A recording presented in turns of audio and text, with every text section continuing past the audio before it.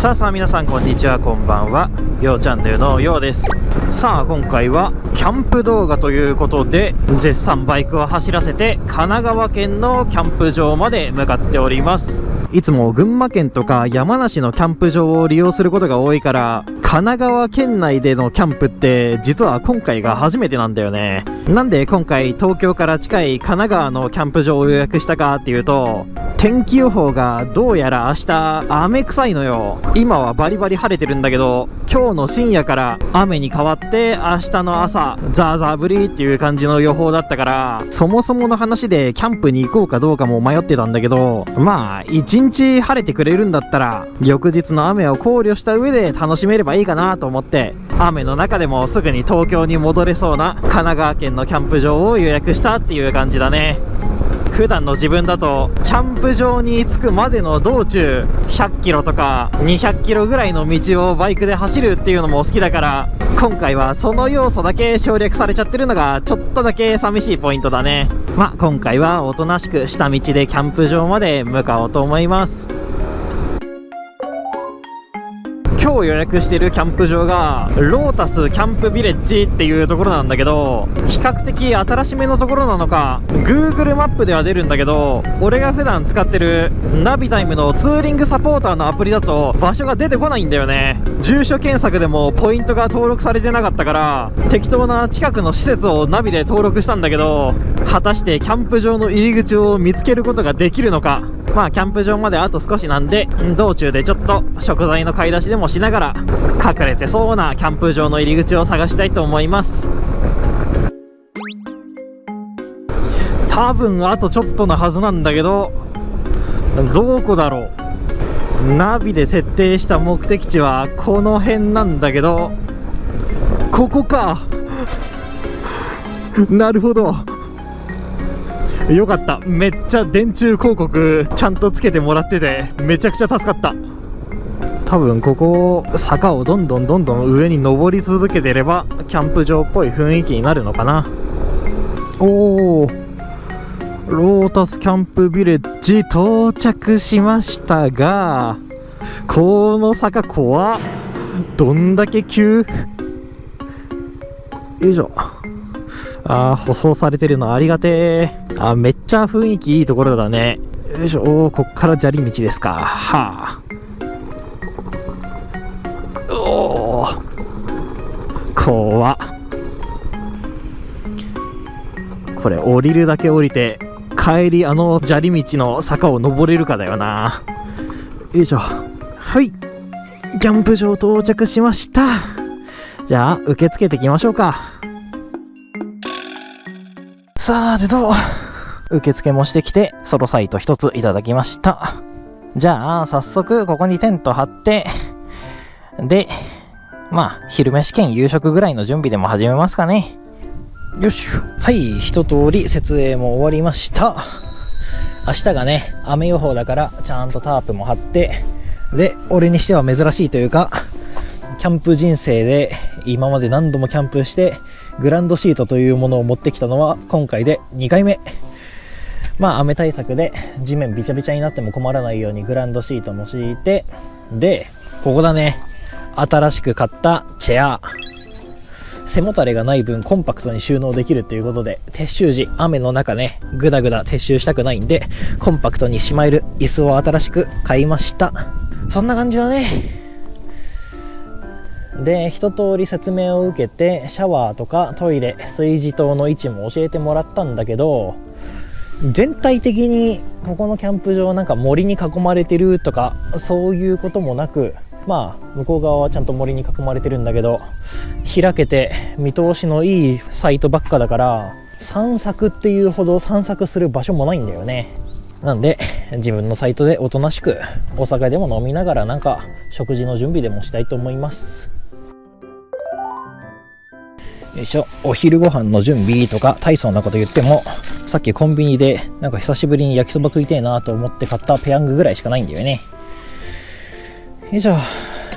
今日なんかいつもだったらソーセージ焼こうとかいろいろやってるんだけど、炭というものを持ってくるの忘れてね売店でも炭とか買えないし、そもそもが炭の処理っていうのもちょっと明日雨の中やるって考えたらめんどくさくなっちゃってね、今日はおとなしくこういうカップ麺とかで済ませたいと思います。はい、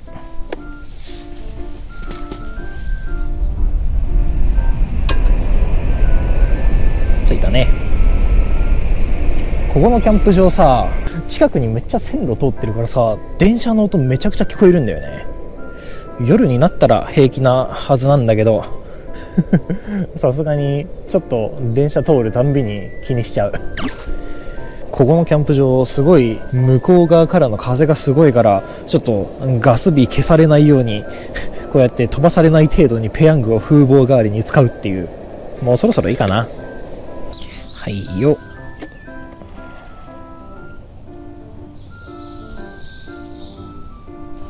よし、じゃあこれでしばらく待ちましょう。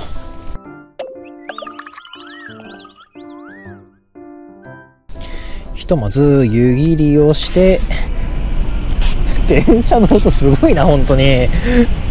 湯切りしたお湯は炊事棟まで持っていくのめんどくさかったんで、一旦この中にもう一回移したんで、後で捨てに行こうと思います。よし。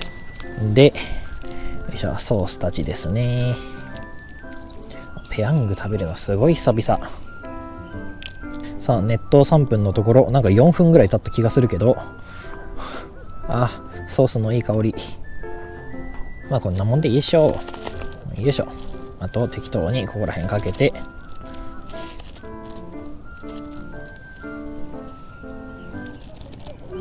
よし。そんじゃいただきますの前に喉は渇いてるんで一杯いただきましょう。今日もお疲れ様でした。いつもと変わらぬうまさ、完璧すぎる。よいしょ、ペヤングもいただきましょう。わあ、この不健康の塊みたいな見た目すげえ。いただきます。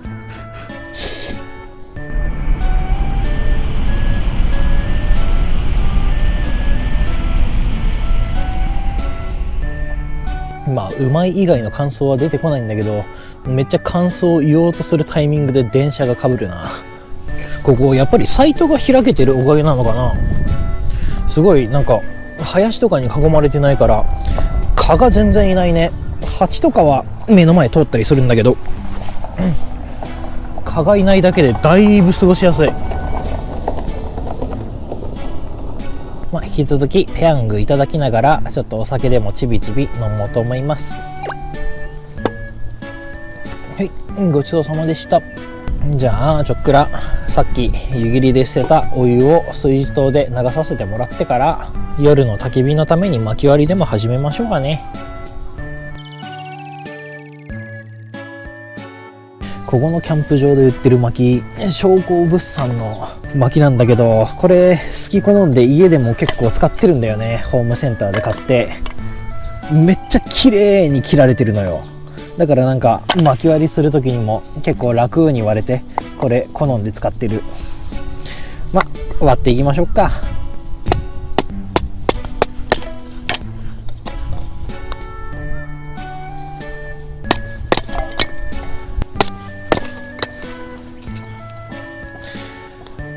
マジで元から細く割られてんのとか一瞬で割れるんだよな。みんなもこのうさぎさんが薪割りしてるパッケージの薪、ホームセンターとかで見つけたら絶対これ買った方がいい。600円ぐらいで買えるから、これマジでおすすめ。ここら辺の木とかもうウエハースかよっていうぐらい薄いななんだこれもう全然薪割りとかほぼほぼしなくてもいいレベルで、こういう木に燃え移らせれば一瞬で焚き火できるんだよな薄ー。なんか伝統工芸品とかこれ作れるんじゃねえのさーてと、そんじゃあそろそろ焚き火の準備でもしますかね。よいしょ。おお、新品じゃん。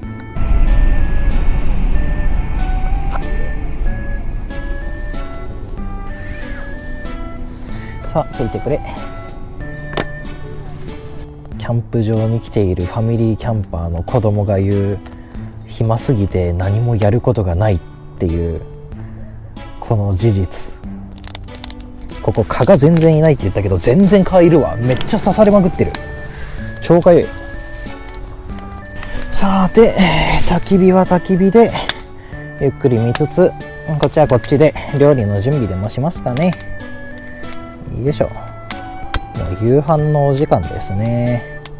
何時か知らんけど、これ美味しいうずらベーコン、こいつをシェラカットに移してでガスバーナーでちょこちょこ温めて食べたいと思います。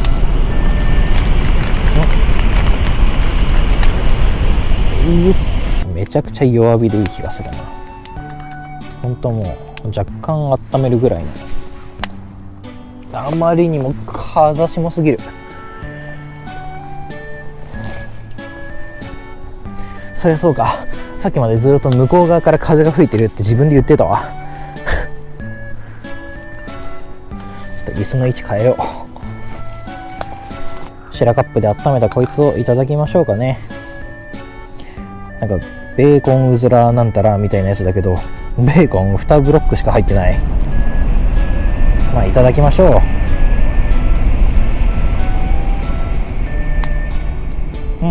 うまいうまい。全然うまい。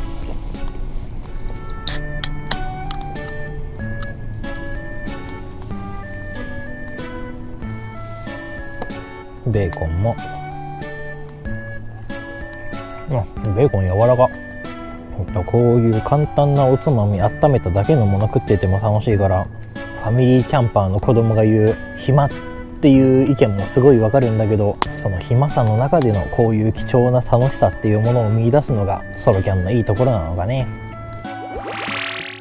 はい、本日2つ目のおつまみとして買ってきた豚の角煮、でっかいのが2枚入ってるんだよね。これも弱火でゆっくりと温めたいと思います。さっきのうずらを食っていた爪楊枝で何でもやろうとしてるけど、意地でもスプーンやフォークを手に取らないっていう意志を感じるよ、自分から。めっちゃ熱いなあ。すげえ角煮のいい匂い。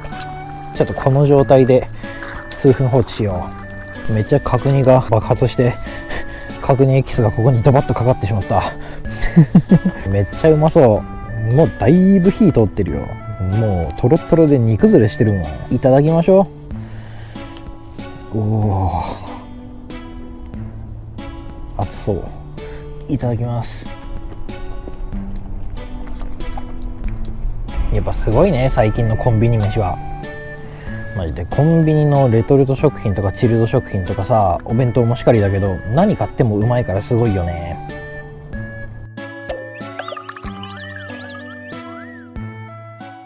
はい、残ってたお酒も1本空にしまして、でちょっと今日やりたかったことをやろうと準備に取り掛かっていたところ、天気予報の通り雨が降ってきてしまいましたね。なんでちょっと若干椅子と焚き火の位置を移動させたんですが、まあ気にせず本日やりたかったことをやりましょう。最後1本ね、余っているお酒のあてにこのポップコーンというものを作ろうと思って、このポップコーンがですね、昨日ドン・キホーテで買ってきたんだけど、キャンプでこういうポップコーンを作る時の楽しめる方法っていうのがあって、本日はそれをねメインでお伝えできればなと思っておりました。さあ、どこでも売ってるポップコーンの種だね。これをさっき飲み終わったこちらのカンカン、別にサイズは大きくなくても小さい350缶とかでもいいんだけど、これ、炊事塔で洗ってきたんで、この中にポーンと入れちゃいます。で今入れた量と同じぐらいの油を入れる。オリーブオイル、まあ入れた量なんて中身見えてないんで、適当になんか今入れた量のポップコーンの種が油でビタビタになるぐらいの量の油っていうのを入れてあげればいいかな。よいしょ。でこれで準備は OK と。風も強いし電車も来るし、撮影する環境じゃねえなここで。こいつをさっきまで使ってたバーナーとかは片してしまったので、もうひたすらトングで掴んで焚き火でこうやって振りながら炙る。こうするとね、しばらくするとポンポンポンポンと音が立ってくるんで、ポップコーンが出来上がるまでこれを繰り返すと。グローブつけてフリフリを再開したんだけど、今缶の中でポンポンポンポンっていう音が聞こえ始めた。結構ねすぐに出来上がるのよ。ポップコーンだったら別にフライパンとかでも全然作れるんだけど、このアルミ缶で作るメリットっていうのが、アルミ缶の上の部分、コーンの種を入れる口の部分は全然空いてるんだけど、破裂したポップコーンが出るほどの隙間じゃないから、もうこの缶で作ってしまえば飛び跳ねないっていうのがメリットだね。もうそろそろポンポンいう音も聞こえなくなってきたし、いいかな。一旦このバター醤油味かなのシーズニングスパイスを缶に入れてみましょう。よいしょ。こんな感じで缶の中にどんどん入れて、でさっきと同じように振ってあげると。さて缶切りとかはないので、よいしょ。やるときには気をつけてね。缶をそのままナイフで開けましょう。よいしょ。ほいと。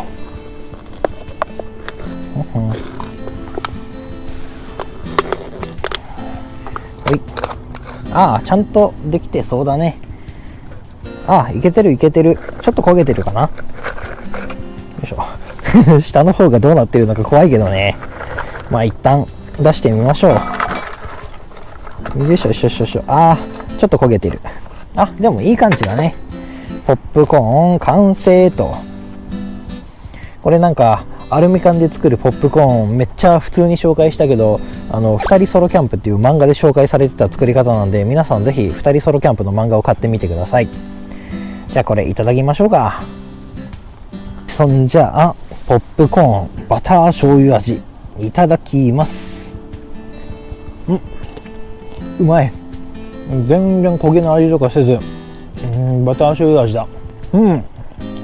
うまい。いいね。やっぱこのポップコーン、こうやってガスバーナーとか片付けても手軽に残ってる焚き火使って料理できるのがこのポップコーンの作り方のいいところ。じゃあちょっと雨も強くなってきたんで、残りのポップコーンいただいて、で薪が鎮火されないように、全部燃やしきったら就寝としますかね。じゃあ自分はひたすらポップコーン食べてお休みタイムに入りたいと思います。それではまた明日。おはようございます。止むことなしのバリバリの雨だね。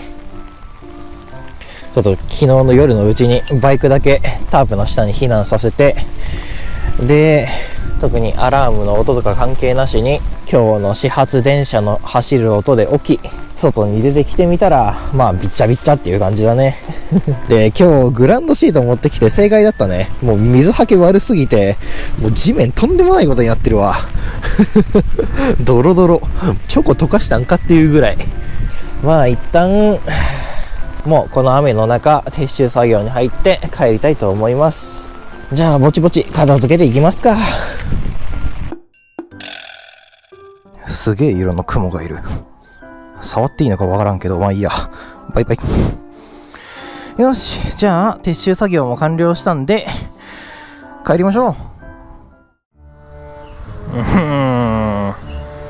まだキャンプ場から出てきて3分ぐらいなんだけどな。とんでもない現場だな。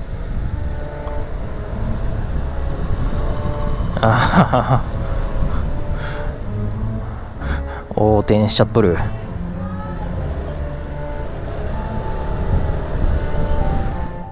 さあというわけで、俺は無事キャンプ場をチェックアウトして、今こうやって東京方面に帰るため高速道路に乗ったっていう感じだね。行きは下道だったけど、ちょっと帰りはこの雨の中2時間ぐらい走り続けるの嫌だなって思って高速道路を選択しました。いやー、なんかキャンプ場からチェックアウトして 3,4 分も走ってないぐらいかな。めっちゃ車横転してたね。